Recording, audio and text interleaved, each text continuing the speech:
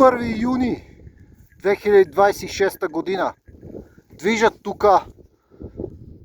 към връх стената на Витоша. Ето е гледката. Времето е много хубаво. Има малко вятър. Горе е малък кресен. Там горе е Черни връх. Маркировката от среща. Лъвчето е там. Ще ви покажа и двете бебета, които носа. Едното ще го оставям на стената, другото продължава с...